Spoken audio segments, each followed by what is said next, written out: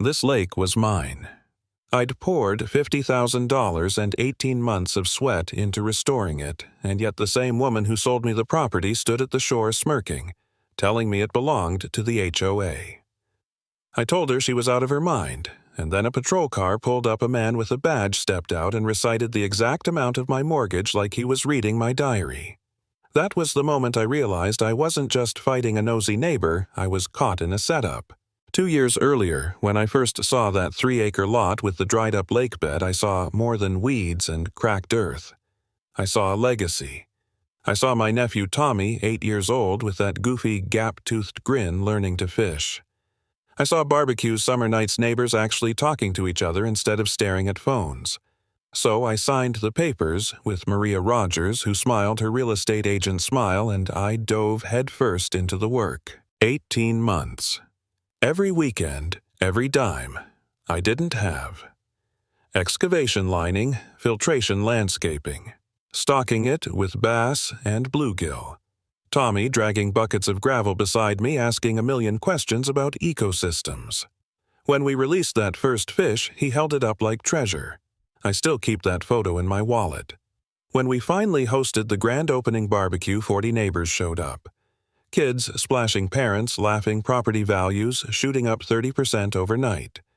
For one perfect evening, it felt like I'd built more than a lake, I'd built a community. Maria was there too. Taking photos, telling everyone how wonderful it was. I thought she meant it. Turns out, she was taking inventory. The small things started first. I'd catch her skulking around at odd hours, always with some HOA excuse. One night, I spotted her stuffing a thick document under her car seat. She laughed it off as listing materials. I wanted to believe her. Why would my own real estate agent, the HOA president, no less plot against me? Then she asked for copies of my insurance certificates for liability assessments. I handed them over, thinking I was being a good neighbor. Every piece of equipment I owned was listed with exact costs. The next morning, my filtration system was wrecked. Not smashed, unscrewed, cut wires, $3,000 gone. That's when I bought cameras, and the very first night they caught her survey gear in hand, measuring my property, rattling off my equipment costs on the phone, telling someone I have everything you need. Send your people tomorrow. The next morning, those people showed up. A man in a county uniform badge, glinting clipboard in hand. "Mr. Harris," he said without waiting for me to answer. "Your second mortgage of $67,000 is a substantial risk for an unpermitted water facility." My stomach dropped. How the hell did he know my loan balance to the dollar? He handed me a citation, $15,000 in fines, court date in 30 days. But something about it felt wrong. The watermark was off-center, the paper stock didn't match my old county permits. That's when my neighbor Diane Fletcher came knocking. 60 years old, sharp eyes, ex-insurance fraud investigator. She took one look at the paper and said, "Joseph, this is a forgery." She ran a HOA's lookup right there on her laptop. The QR code led to a fake county site registered to Apex Security Solutions, LLC. And guess who rented an office in the same building? Maria Rogers. It got worse fast. Maria called an emergency HOA meeting with 2 days' notice. She stood up with a polished PowerPoint full of fake traffic stats and stock photos, convincing half the neighborhood that my lake was a liability. They voted to gag the entire community. No one could mention or promote my lake until she decided it was safe. It was theater, not democracy. And then the contracts started dropping. $200,000 in landscaping projects gone within hours. Clients didn't care about the truth. All they heard was legal concerns. My business collapsed overnight. But the hardest hit, Tommy came over fishing rod in hand and asked why his best friend wasn't allowed to play with him anymore. His mom had read the HOA email, the one implying my property was dangerous. Seeing that boy's eyes fill with tears and hearing him whisper, "Uncle Joe," did we do something wrong that nearly broke me? That night I sat at my kitchen table surrounded by bills, wondering if I'd ruined everything. Maybe I had been reckless. Maybe Maria was right. Maybe I'd built a problem, not a dream.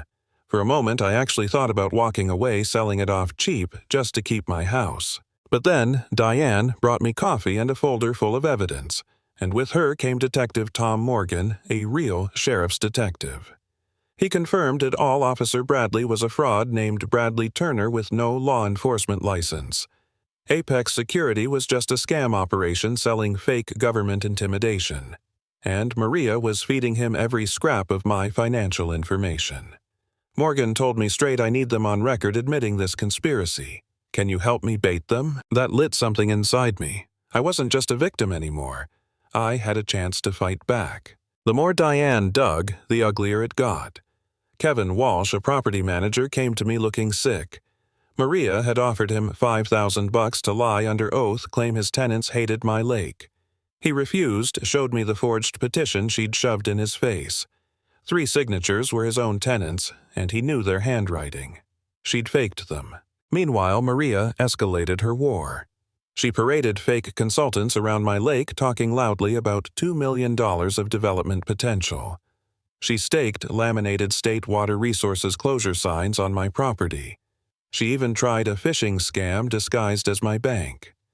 Every trick, every intimidation designed to break me down. But Diane cracked the code. Every fake document had the same 1mm watermark flaw, the same template, the same printer stock.